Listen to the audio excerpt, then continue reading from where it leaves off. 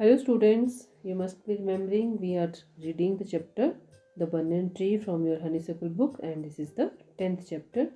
And in the previous video we had read that one cobra and mongoose are going to fight with each other. So in this continuation, let's start the next part. So open your books at page number 129 and you can see both the combatants, they are ready to fight with each other.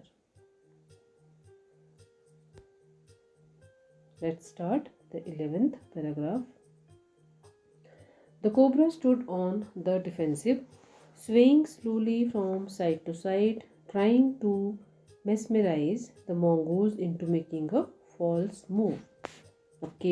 जो cobra है सांप, वो defensive मतलब अपने आप को रक्षा करने, अपनी प्रोटेक्शन के लिए खड़ा हुआ है, एंड नेवले को मतलब वो ट्राइंग टू मेस्मराइज मतलब उसे एक फॉल्स मूव, उसे मतलब वो रियलाइज़ करवा रहा है, जैसे दिखा रहा हो कि मैं इस तरफ से मूव करूँगा लेकिन करेगा किसी और तरह से, है ना। तो वो भ्रमित कर रहा है उसको, नेवले को, और गलत चाल चलने के लिए भ्रमित करने हेतु वो धीरे धीरे हिल रहा था एक साइड से दूसरी साइड को। आप इमेजिन कर सकते हो सांप कैसे एक साइड से दूसरी साइड को मूव कर रहा होगा। But the mongoose knew the power of his opponent's glassy, unwinking eyes and refused to meet them. लेकिन जो नेवला है वो अपने शत्रु की शीशे जैसी चमकदार और पलक न झपकने वाली आंखों की शक्ति को जानता था और उसने उनका सामना करने से मना कर दिया। मतलब वो सांप की आंखों में नहीं देख रहा है। Instead, he fixed his gaze at a point just below the cobra's hood and opened the attack. इसके विपरीत उसने क्या किया, वो उसकी आंखों में देखने के बजाय वो कोबरा के फन के नीचे अपनी नज़रों को एक उसने पॉइंट पर टिका लिया और आक्रमण शुरू कर दिया। Moving forward quickly until he was just within the cobra's reach, the mongoose made a pretended move to one side. तो तेजी से आगे बढ़ते हुए जब तक कि वो सांप के पहुंच के अंदर नहीं पहुंच गया, नेवले ने एक और हटने का बहाना किया। Immediately the cobra struck, और उसी समय तुरंत सांप ने आक्रमण किया। His great hood came down so swiftly that I thought nothing could save the mongoose. उसका बड़ा सा जो हुड उसने फन फैलाया हुआ था वो इतनी तेज़ी से नीचे आया कि मुझे लगा कि अब जो mongoose है नेवला वो बच नहीं सकेगा। But the little fellow jumped neatly to one side and darted in as swiftly as the cobra, biting the snake on the back and darting away again out of reach. लेकिन नेवला बड़ी सफाई से एक और हट गया और सांप जैसी तेज गति से आगे बढ़कर उसने सांप की पीठ पर काट लिया और फिर उसकी पहुंच से बाहर चला गया।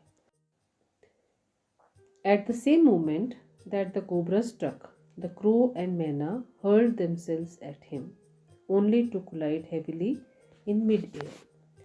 जैसे ही उसी क्षण जैसे सांप ने वार किया तो कौवा और मैना उस पर झपटे और क्या हुआ, collide heavily in mid air, और हवा में ही एक दूसरे से टकरा गए।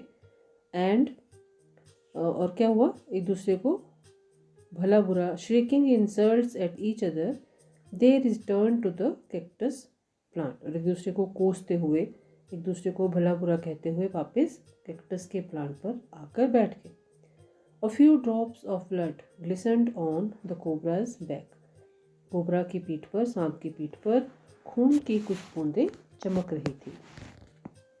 The cobra struck and missed. Cobra ने फिर वार किया लेकिन चूक गया। Again the mongoose sprang aside, jumped in and bit. एक बार फिर नेवले ने छलांग लगाई और कूदकर आक्रमण कर दिया। Again the birds dived at the snake, bumped into each other instead, and returned shrieking to the safety of the cactus.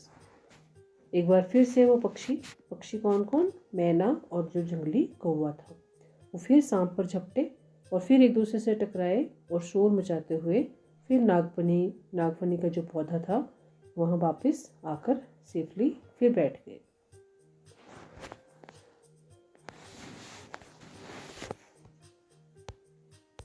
The third round followed the same course as the first, but with one drastic difference. तीसरा दौर जो था third round और लड़ाई का वो भी पहले की भांति ही चला, पर अब उसमें थोड़ा सा एक ड्रामेटिक डिफरेंस आ गया। ड्रामेटिक मतलब थोड़ा नाटकीय मोड उसमें आ गया।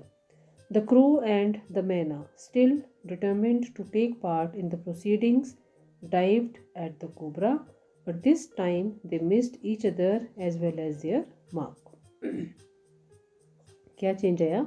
कौवा और मैना जो हैं वो अभी भी इस कार्रवाई में भागने के लिए, मतलब अभी भी इस जो प्रोसीडिंग्स चल रही हैं उनकी लड़ाई में, उसमें वो भी हिस्सा लेने के लिए अभी भी दृढ़ निश्चय उन्होंने किया हुआ है।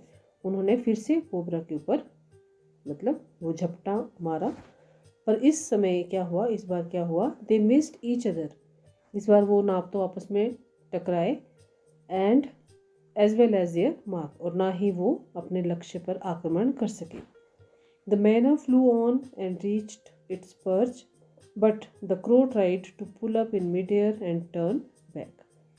मैना तो उड़कर अपने ठिकाने पर वापस पहुंच गई, लेकिन कौवे ने हवा के बीच में ही ऊपर की ओर उठकर मुड़ने का प्रयास किया। ठीक है। In the second that it took the bird to do this, the cobra whipped his head back and struck with great force, his snout thudding against the crow's body. लेकिन पक्षी को मुड़ने में जो एक पल का समय लगा, उतने टाइम में सांप ने अपना सिर घुमाया और पूरे जोर के साथ प्रहार किया, और उसका जो नाक वाला भाग था वो कौवे से पूरी फोर्स के साथ जा टकराया। I saw the bird flung nearly 20 feet across the garden. मैंने पक्षी को बगीचे में लगभग 20 फुट दूर जाकर गिरते हुए देखा। It fluttered about for a while, then lay still.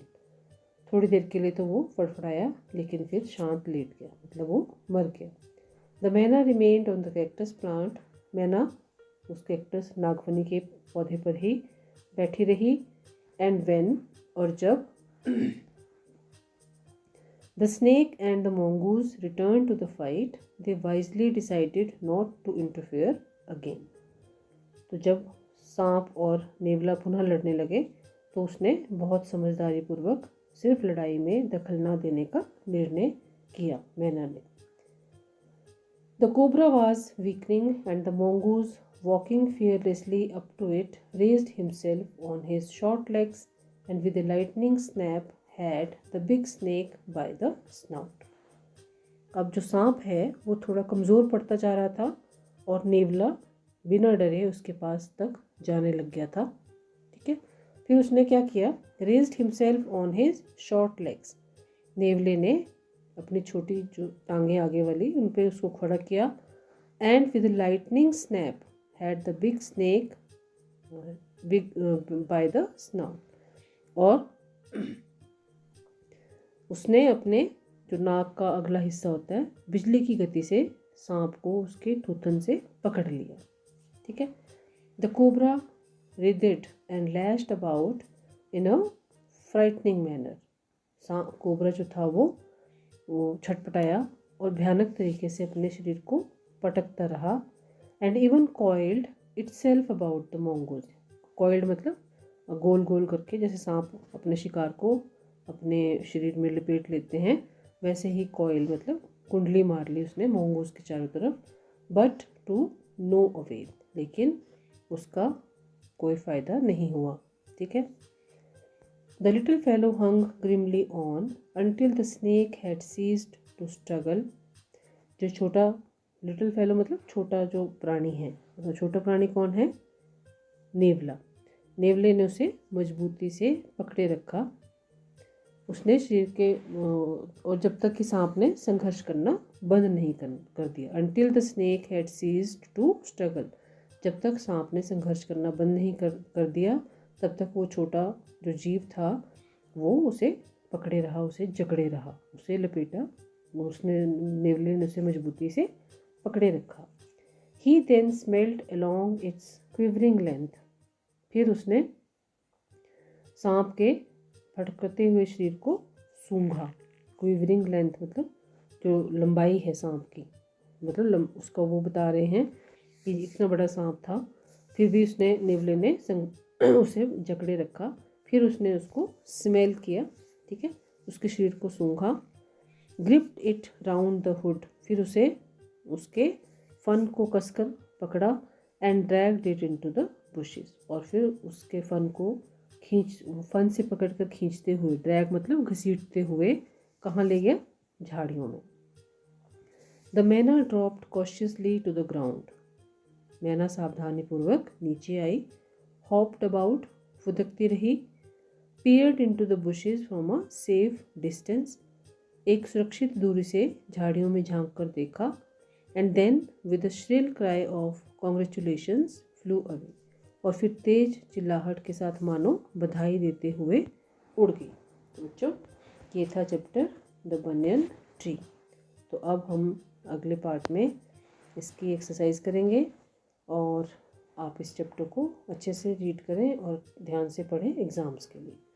या आप ऐसा करें कि इसकी एक्सरसाइज जो है वो खुद करने की कोशिश करें, तभी आपकी प्रिपरेशन होगी ठीक ढंग से। घर पर रहें और अपना ध्यान रखें, और घर पर रहकर अपनी पढ़ाई करते रहें। बाय बाय बच्चों, हैव अ नाइस